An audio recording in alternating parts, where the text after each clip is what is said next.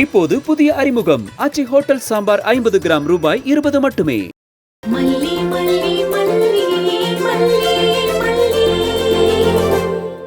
மல்லிக்கும் ரேணுகா இந்த குடும்பத்துல யாருன்னு புரியும். சும்மா அப்படியே வச்சிருந்தா அதுக்கு பேரு வேற. அசிங்கமான வார்த்தையெல்லாம் என் வாயில நான் சொல்ல விரும்பல. ஆமா விஜய், முன்னாடி மனநிலை சரியில்லாதப்போ எனக்கு ஒண்ணும் தெரியல. ஆனா இப்பெல்லாம் ரொம்ப உறுத்தலா இருக்கு. என் கழுத்துல தாலி கட்டி எனக்கு கௌரவமா வச்சிருங்க. இல்லைன்னா இப்பவே சொல்லுங்க, நான் எங்கேயாச்சும் போயிடுறேன். ரேணுகா, மறுபடியும் போறேன்னு சொல்லாத. அப்பா அவ கழுத்துல தாலி கட்டுறேன்னு சொல்லுடா.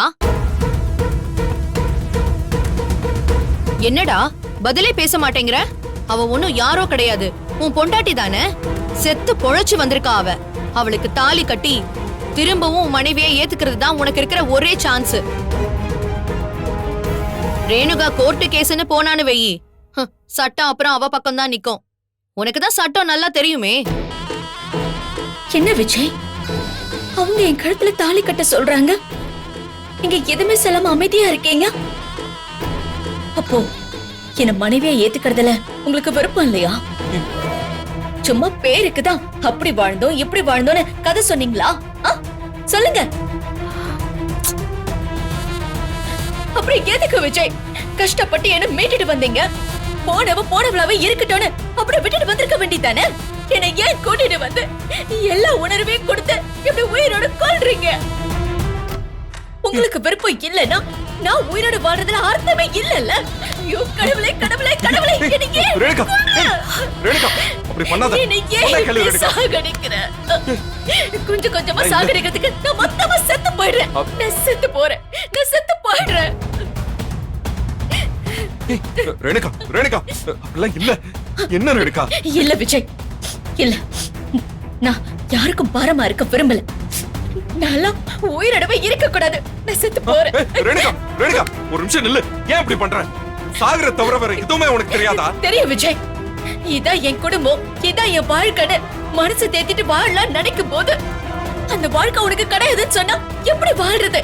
சொல்லுங்க விஜய், எப்படி வாழ்றது? அப்புறம் நான் ஏன் வாழணும்? சாகிறது தானே பெட்டர். தயவு செஞ்சு என்ன விடுங்க. நான் சாகிறது போதும். ரேணுகா, ரேணுகா, ரேணுகா தாலி கட்டுற ரேணுகா.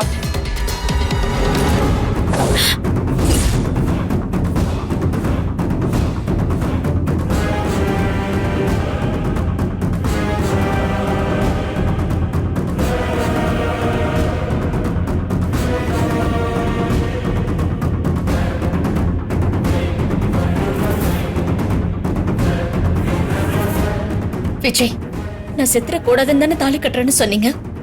மனசார சொல்லலையே. ரேணுகா இங்க பாரு, நான் தாலி கட்டலனாலும் நீ என் பொண்டாட்டி தான். அதை யாராலையும் மாத்த முடியாது. உன் கழுத்துல தாலி கட்டுறது என் கடமையும் கூட. நான் மனசாரதான் சொல்றேன். நான் தாலி கட்டுறேன்.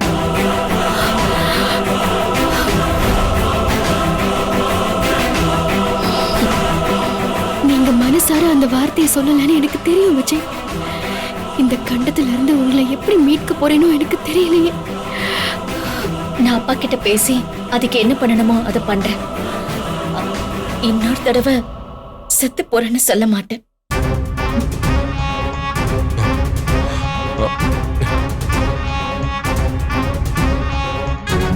இப்ப சொன்ன பாரு, இதான் என் தம்பி.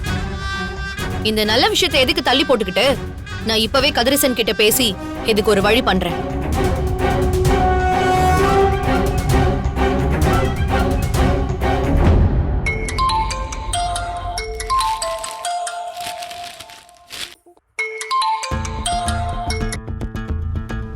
ராஜி சொல்லுமா.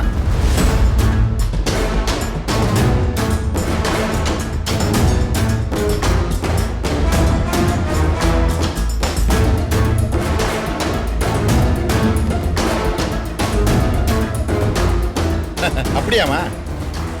என் மனசுலயே அது உறுத்தலாதான் இருந்துச்சு. கொஞ்சம் மெதுவா பண்ணலாம்னு இருந்தேன். நல்ல வேலை நீயே என் ஸ்தானத்துல இருந்து பேசி முடிச்சிட்ட. உனக்கு கோயில் தாமா கட்டணும். சரி, நான் ஐயர் அழைச்சிட்டு அங்க வந்துடுறேன். அங்கேயே பேசி நாள் குறிச்சிடுவோம். ஓகே, சரிம்மா.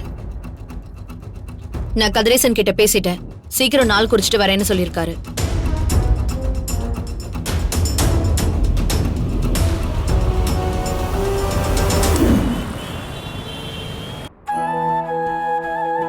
அப்பா, ஏமா கால் பண்ணா உடனே வரது இல்லையாம்மா? இவ்வளவு நேரமா எடுத்துப்ப. பா, என்ன விஷயம்னு கேட்டா நீங்க சொல்ல மாட்டீங்க. நான் எங்க இருந்து வரேன் தெரியுமா? பெசன் நகர்ல இருந்து வேக வேகமா வந்துட்டு இருக்கேன். போன்ல சொல்ற விஷயமாமா அது? எவ்வளவு சந்தோஷமான விஷயம் நடந்திருக்கு தெரியுமா? என்னப்பா? நம்ம மாப்பிள்ள ரேணுகா கழுத்துல தாலி கட்ட போறாராம். அப்பா, நிஜமா சொல்றீங்க? ஆமாம்மா. நேத்து நம்ம ரேணுகா காணாம போனால, அதுல நம்ம மாப்பிள்ள ரொம்ப பதட்டப்பட்டார் போல.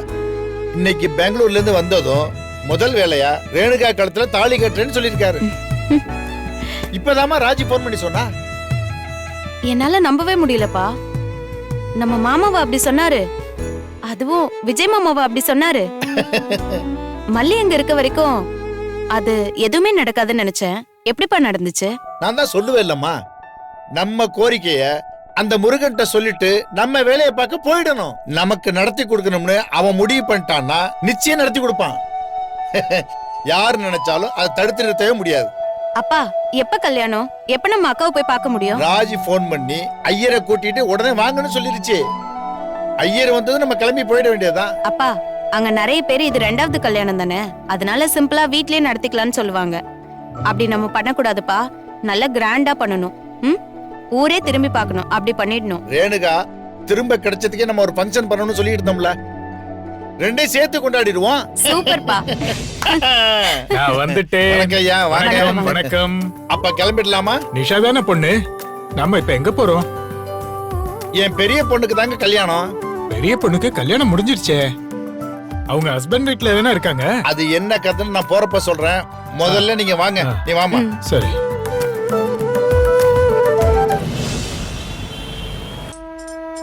நேத்துல இருந்து சுடர் வீட்டுல பல குழப்பம் போயிட்டு இருக்கு. இன்னைக்கு விஜய் வந்துருவான். என்ன நடக்க போகுதோ தெரியலன்னு சுடர் சொன்னா, என்னாச்சுன்னு தெரியலையே. கால் பண்ணி பார்க்கலாம்.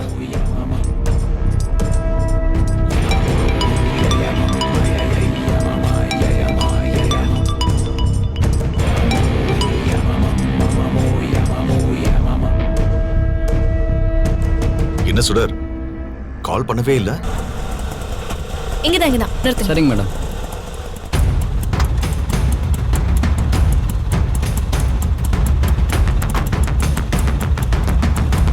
இந்தாங்க. Thanks madam. எங்க எனக்கு கால் பண்ண நேரம் இருக்கு? நேத்து வீட்ல நுழைஞ்சதுல இருந்து பஞ்சாயத்து பஞ்சாயத்து பஞ்சாயத்து, இப்ப வரைக்கும் பஞ்சாயத்து தான். விஜய் வந்துட்டானா? விஜய் என்ன சொல்றான்?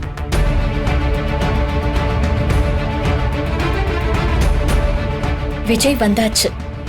அந்த மல்லியும் மனோகரையும் வச்சு செஞ்சுட்டான். அப்படியா?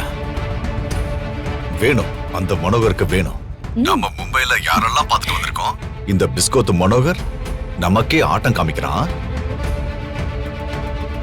நேத்து உன் வீட்டுக்கு வந்து ஊரை விட்டே போறேன்னு சொல்லிக்கிட்டு இருந்தேன். இன்னைக்கு பார்த்தா பழம் நழுவி பால்ல விழுந்த கதையா இங்க என்ன நடந்திருக்கு தெரியுமா? என்ன நடந்தது சொல்லு. என் கழுத்துல விஜய் தாலி கட்ட போறது முடிவாயிடுச்சு. ஏய் சுடர், ஃபென்டாஸ்டிக். இதுக்கு நீ எனக்கு தனியா ட்ரீட் கொடுக்கணும். கண்டிப்பா தரேன் ரகு. இந்த செகண்ட் இன்னிங்ஸும் உன்னாலதான் நடந்திருக்கு. ஓகே சுடர், எவ்வளவு முக்கியமான இடத்துல இருக்குன்னு இப்பயாவது புரிஞ்சுக்கோ.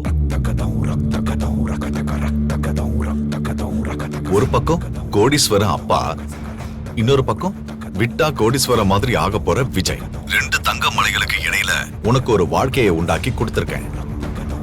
அதுல கொஞ்சம் வெட்டி எனக்கு கொடுக்கணுங்கிறத மறந்துடாத, புரிஞ்சுதா?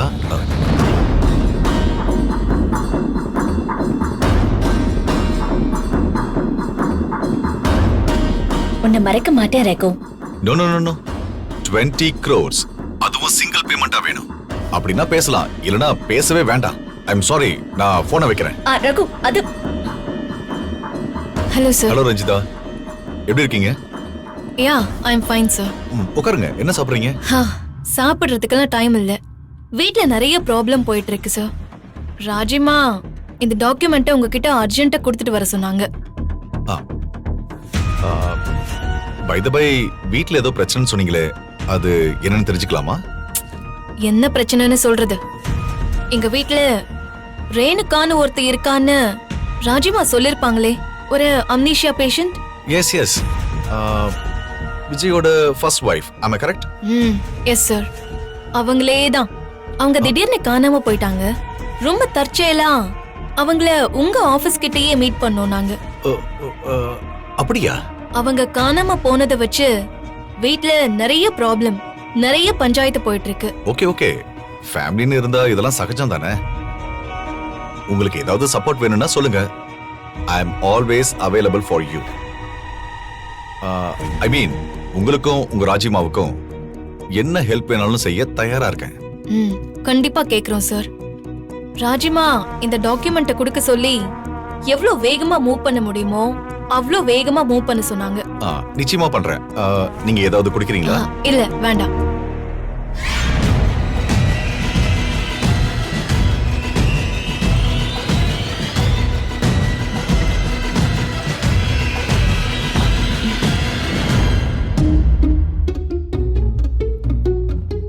என்ன ரஞ்சிதா, நீங்க ஏதோ யோசிக்கிற மாதிரி இருக்கு. நீங்க ஏதோ கேட்டீங்களே, என்ன கேட்டீங்க? ஏதாவது ஜூஸ் குடிக்கிறீங்களான்னு கேட்டேன். இப்போதைக்கு தண்ணி மட்டும் குடிங்க, இன்னொரு நாள் ஜூஸ் சாப்பிட்டுக்கிறேன். நவீன், கவின், இந்த 2K கிட்ஸ் ஹேண்டில் பண்றது ரொம்பவே கஷ்டமா இருக்கு. சின்ன கேப் கிடைச்சாலும் காதுல ஹெட்போனை போட்டுக்கிட்டு உட்காந்துட வேண்டியது. ஒரு நிமிஷம் இருங்க, நானே போய் கொண்டு வரேன். யா.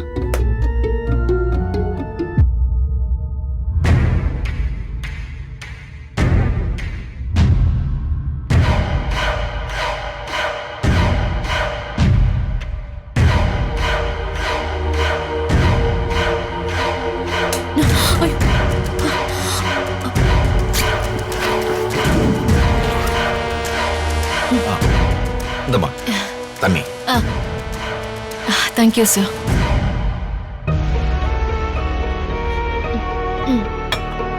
சரி, நான் கிளம்புறேன்.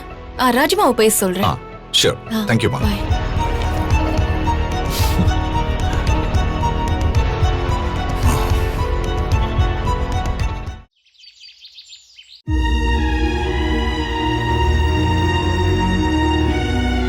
நாமெல்லாம் இருந்தோம், இப்படி ஒரு முடிவு நோக்கி போக விட்டோமேன்னு ரொம்ப வேதனையா இருக்கு. நானும் உங்க அண்ணனுக்கு என்ன பதில் சொல்ல போறேன்னே தெரியல மல்லி. உங்க அண்ணனுக்கு தெரிஞ்சா அருவாளை தூக்கிட்டு வந்துருவாரு.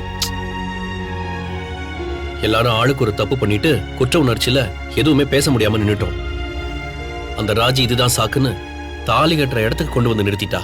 அவ உண்மையானவளா இருந்திருந்தா இந்த தாலிய கட்டினா நாம எதுவுமே சொல்ல போறது இல்ல. அவளே ஒரு ஃப்ராடு. அவ கழுத்துல தாலி கட்டுறதுதான் எனக்கு வேதனையா இருக்கு. ஃப்ராடுன்னு நம்ம தான் சொல்றோம், ஆனா விஜய்க்கு அது புரியலையே. விஜய் அவதான் வெண்பாவோட அம்மான்னு அப்படி நம்புறானே. மல்லி, உன் மனசாட்சிக்கு அவ ரேணுகா இல்லன்னு தெளிவா தெரியுதுல்ல. நீ எதிர்த்து பேசு மல்லி. இந்த கல்யாணம் நடக்கவே கூடாதுன்னு சொல்லு. அந்த உரிமை உனக்கு இருக்கு. அவ உண்மையான ரேணுகா இல்ல அண்ணி. அந்த தாலி அவளுக்கு கிடையாது. நீங்க யாரும் பயப்பட வேண்டாம். நான் உலகத்துல 2 பேர் தான் நம்புறேன். ஒன்னு தெய்வத்தை நம்புறேன், இன்னொன்னு விஜய நம்புறேன். அவங்க 2 பேரும் என்னை கைவிட மாட்டாங்க. அதுக்காக எவ்வளோ ஒருத்தி நான் தான் பொண்டாட்டின்னு அவ கழுத்துல தாலிய வாங்கிப்பா, நீ வேடிக்கை பார்த்துட்டே இருப்பியா? திரும்பவும் சொல்றேன், நான் உலகத்துல 2 பேர் தான் நம்புறேன். ஒன்னு தெய்வத்தை, இன்னொன்னு விஜய. இவங்க 2 பேரும் என்னை கைவிட மாட்டாங்க.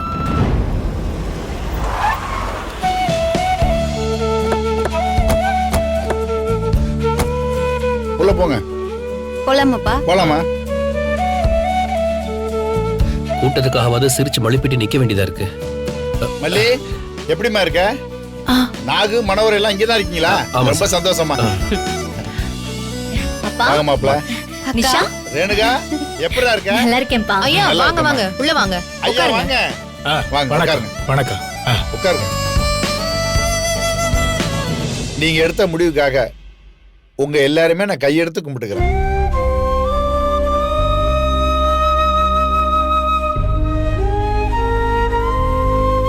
என் பொண்ணு ரேணுகா கழுத்துல தாலி இல்லாம இருக்கிறது என் மனசுல உறுத்திக்கிட்டே இருந்த விஷயம்தான்.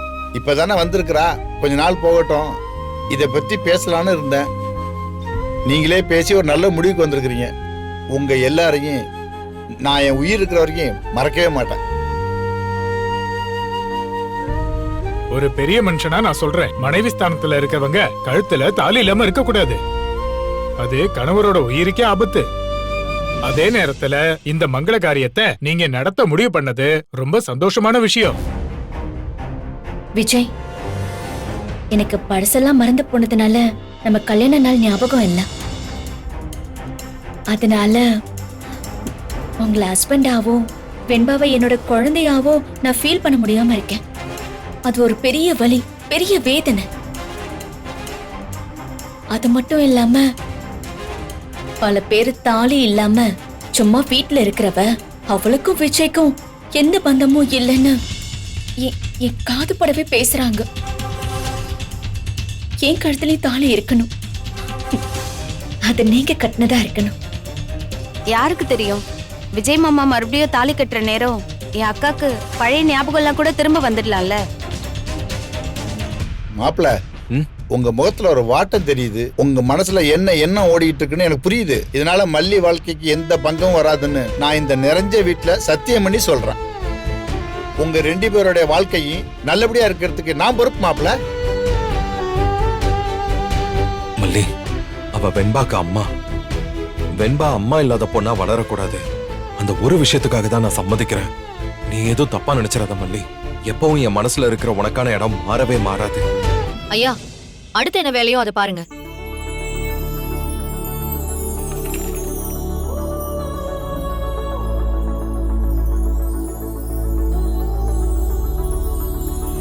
இந்த மாசத்துல முகூர்த்த நாள்லாம் முடிஞ்சிருச்சு. இனி அடுத்த மாசம் தான் முகூர்த்த நாள் இருக்கு. மறுதாலி கட்டுறது கூட முகூர்த்த நாள்ல பண்றதுதான் நல்லது. அதனால அடுத்த மாசத்திலேயே நாள் குறிச்சிடலாமா? எவ்வளவு சீக்கிரம் பண்ண முடியுமோ அவ்வளவு சீக்கிரமே பண்ணுவோம். அடுத்த மாசம் முதல் வெள்ளிக்கிழமை பண்ணிடலாம்.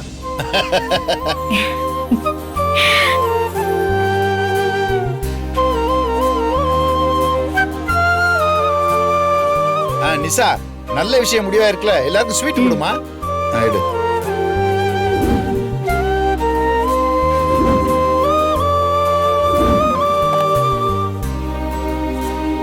அப்ப நான் கிளம்புறேன். வரேங்கம்மா. நல்லதுங்கய்யா. ஒரு நிமிஷம், இந்தாங்க இந்த பணத்தை வச்சுங்க. ரொம்ப சந்தோஷம். இதே மாதிரி கல்யாணத்தையும் சிறப்பா ரொம்ப சிறப்பா பண்ணிடலாம். அப்ப நான் வரேன். வரேங்கய்யா. வரேங்கம்மா. மல்லி, உனக்கு தாம நான் ரொம்ப நன்றி சொல்லணும். ரேணுகாவை காப்பாத்தி கொண்டு வந்ததுல இருந்து இன்னைக்கு வரைக்கும் நீ பண்ற காரியம் இன்னொருத்தனால பண்ணவே முடியாதுமா. அதுக்கெல்லாம் ஒரு பெரிய மனசு வேணுமா. கடவுள் உனக்கு அப்படி ஒரு மனசு கொடுத்திருக்காரு. நான் ரொம்ப கடமைப்பட்டிருக்கேம்மா. பா, மல்லி சம்மதிச்சிருக்கான்னு சொல்றீங்க, ஆனா மல்லி முகத்துல சந்தோஷமே இல்லையே. இதுல மல்லி சம்மதிக்கிறதுக்கு என்ன இருக்கு? விஜய் என்ன புதுசாவா ஒரு பொண்ணை கல்யாணம் பண்ணிக்க போறான்? அவ ஏற்கனவே சேர்ந்து வாழ்ந்த பொண்ணு. ரேணுகா கழுத்துல தானே மறுபடியும் தாலி கட்ட போறான். இதை யாரு தடுக்க முடியும்?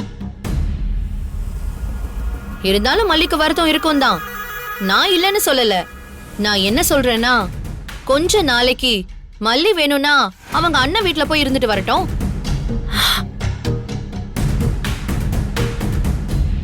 கல்யாணம் எல்லாம் முடிஞ்சதுக்கு அப்புறம் பொறுமையா வரட்டும். எதுக்கு தேவையில்லாம அவளுக்கும் பாவமான கஷ்டம். ராஜேஸ்வரி, வார்த்தை அளந்து பேசு. மல்லியோட வீடுக்கு தான். மல்லி என் பொண்டாட்டி இங்கதான் இருப்பா. மல்லி இங்க இருக்கிறதுக்கு யாருக்கு பிரச்சனையா இருக்கோ அவங்க இங்க இருந்து கிளம்புங்க. டேய், உன் நல்லதுக்கு தான் சொல்லிட்டு இருக்கேன். ரேணுகா கழுத்துல தாலி கட்ட போற. 2 பேரும் அன்பா பாசமா ஏதோ இருப்பீங்க. என்ன இருந்தாலும் அவளுக்கு வருத்தம் இருக்க தானே செய்யும். இத்தனை நாள் ஏன் புருஷன் தான் எனக்கு மட்டும்தான் அப்படின்னு சீன் போட்டுட்டு இருந்தால, அதுக்காக தான் சொல்றேன். நீ என்ன ரேணுகா சொல்ற? இல்ல, மல்லி இங்கதான் இருக்கணும். இப்ப மட்டும் இல்ல, எப்பவுமே மல்லி இங்கதான் இருக்கணும். இத்தனை நாள் மல்லி என் குழந்தைக்கு அம்மாவா இருந்திருக்கான். என் குழந்தைய அவளோட குழந்தையா பாத்திருக்கான். விஜய, வெண்பாவ, இந்த குடும்பத்தை அவ நெஞ்சில சுமந்து வழி நடத்திருக்கான். அந்த நன்றிய நான் மறந்துடவே கூடாது. மல்லி இங்கதான் இருக்கணும். மல்லி இங்க இருந்தாதான் விஜய் என் கழுத்துல தாலி கட்டவே நான் சம்மதிப்பேன். முட்டாள் முட்டாள், இத சாக்கா வச்சு அவளை வீட்டை விட்டு அனுப்பலான்னு பார்த்தா அவளை இழுத்து பிடிச்சு இங்கே இருக்க வைக்கிறியா? மல்லிகை ரேணுகம் எப்படி இருக்காங்க பாருங்க. கூட பிறந்த சகோதரிங்க மாதிரி இருக்காங்க. எனக்கு ரொம்ப சந்தோஷமா இருக்கு. நீங்க எப்போதுமே 2 பேரும் இப்படியே இருக்கணுமா? சரி மல்லி, நாங்க கிளம்புறோம். அம்மா நாகு, இதே மாதிரி தாலி கட்டுற நாள்லயும் நீங்க எல்லாரும் இங்க வந்துடணும். உங்க எல்லாரோட ஆசீர்வாதத்தோட தான் இந்த கல்யாணமே நடக்கணும். பாபியும் கூப்பிட்டு வந்துருங்க. நான் வீட்டுல இருந்து கூப்பிடுறேன்னு சொல்லுங்க. ம் சரி. மல்லி, நீ நிறைய கோயில் ஏறி இறங்கியிருக்க, நிறைய விரதம் இருந்திருக்க. அந்த அம்மா ஆதி பராசக்தி உன்னை கைவிட மாட்டா. நீ தைரியமா இரு. நான் வரேன்.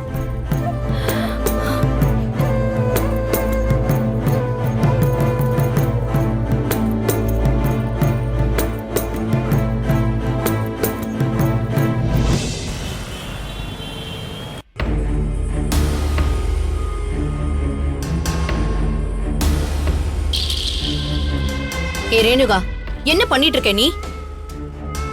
அப்பா ஏற்கனவே பட்டு புடவை வாங்கி கொடுத்திருக்காரு. அதுல ஒண்ணு என் கல்யாண புடவையா வச்சுக்கலாமா இல்ல வேற ஏதாச்சும் வாங்கலாமான்னு யோசிச்சுக்கிட்டு இருக்கேன். உனக்கு கல்யாணமே ஆக போறது இல்ல, அப்புறம் எதுக்கு அதெல்லாம் யோசிச்சுட்டு இருக்க? என்ன இப்படி சொல்றீங்க? இப்பதான் அப்பா ஜோசியரை கூட்டிட்டு வந்து நாள் குறிச்சிட்டு போயிருக்காரு. நீங்க என்னடானா கல்யாணமே நடக்காதுன்னு சொல்றீங்க? எங்கேயாவது பூனை இருக்கிற இடத்துல எலி குடும்பம் நடத்த முடியுமா? முடியாது. கழுகு இருக்கிற இடத்துல பாம்பு வாழ முடியுமா? முடியாது. கொக்கு இருக்கிற இடத்துல மீன் வாழ முடியுமா? முடியாது. அப்படிதான். அந்த மல்லி இருக்கிற இடத்துல உனக்கு நல்ல வாழ்க்கையே கிடையாது.